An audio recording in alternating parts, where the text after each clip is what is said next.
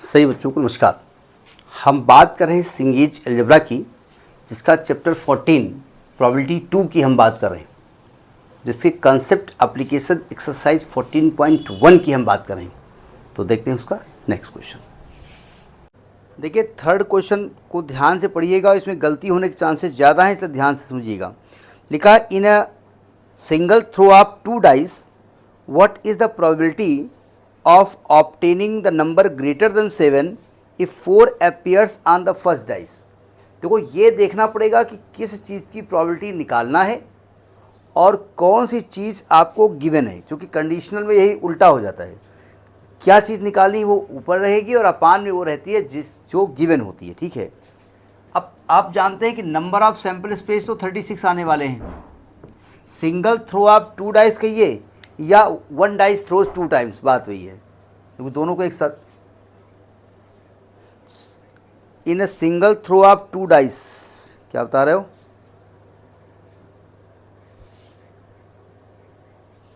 नहीं, single throw of 2 dice है भैया, तो 2 डाइस एक साथ देखोगे ना, आएगा तो वो अलग की बात है।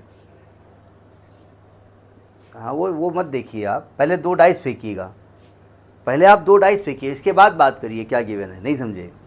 वो फिक्स हो जाए, लेकिन देखना दोनों को पड़ेगा ना भाई, देखना दोनों को पड़ेगा। उसमें से आपको जो कंडीशन दी है वो पकड़ना पड़ेगा। नहीं समझे? हाँ देखो 4 आ गया, पकड़ लिया। नहीं समझे? तो सैंपल स्पेस 36 ही होगा। अब पहला इवेंट कह रहे हैं कि आप कह रहे हैं कि नंबर ग्रेटर देन 7 आए, यानी जो इवेंट ए है उसमें कहा गया नंबर ग्रेटर देन 7 आए, ग्रेटर देन 7 आए। तो ग्रेटर देन 7 का मतलब क्या आ सकता है भाई? 8 आ सकता है, 9 भी आ सकता है, 10 भी आ सकता है, 11 भी आ सकता है, 12 भी आ सकता है। तो आपको पूरे इवेंट लिखने पड़ेंगे। 8 आने की कंडीशन क्या हो सकती है? पहले में 2 आए, दूसरे में 6 आए। 8 आ गया, नहीं आ गया? अब इसकी एक बढ़ाते जाओ, इसकी एक कम करते जाओ। इसकी 3 आ गई, इसकी 5 आ गई, इसकी 4 आ गई, इसकी 4 आ गई, इसकी 5 आ गई, इसकी 3 आ गई, इसकी 6 आ गई, इसकी 2 आ गई, हो गए 8। अबे 9 भी हो सकता है। तो 9 के लिए पहले तो 3 से स्टार्ट करना पड़ेगा। 3 आया, 6 आया, इसको एक बढ़ाओ, 4 आया, 5 आया, 5 आया, 4 आया, 6 आया, 3 आया, 9 हो गया। अब 10 आने के लिए क्या करना पड़ेगा? पहले में कम से कम क्या हो? 3 से चलेगा नहीं, 4 चलेगा। पहले में 4 आए, दूसरे में 6 आए, पहले में 5 आए, दूसरे में 5 आए, पहले में 6 आए, दूसरे में 4 आए। क्यों? 11 आने, ये क्या हो गया? 10 हुआ ना। 11 आने के लिए क्या करना पड़ेगा? पहले में 5, दूसरे में 6, 6 5 11, 6 5 और 6 6, ये हो गया ना। ये आपका हो गया ए। समझ में बात आई कि नहीं आई? कितने एलिमेंट हैं वो बात की बात करेंगे। अब आपको कंडीशन क्या दी हुई है? बी क्या गिवन है? बी कह रहे हैं कि 4 appears on the first dice. तो 4 appears on the first dice में एक तो ये कंडीशन है 4 4, एक कंडीशन 4 5 की है। भाई इसी में से निकालना पड़ेगा ना। नहीं, इसमें क्यों निकालना पड़ेगा? सॉरी, ये क्या मैं कह रहा हूँ, सैंपल स्पेस से निकालो ना। ये क्या कर रहा हूँ, सॉरी, भाई सैंपल स्पेस से निकालिए ना। तो 4 1 आएगा, 4 2 आएगा, 4 3 आएगा, 4 4 आएगा, 4 5 आएगा। इतना आ सकता है। क्यों? अब देखिए दोनों के इंटरसेक्शन में क्या है?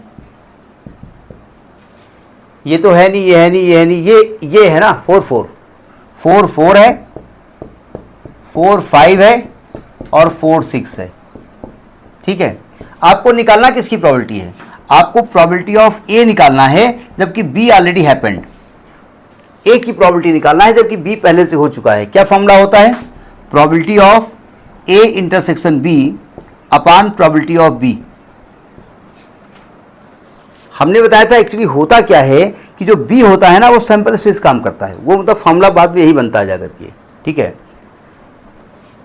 तो अगर यहाँ पर प्रोबेबिलिटी का फॉर्मूला लिखेंगे तो आएगा number of A intersection B upon number of sample space upon number of B upon number of sample space.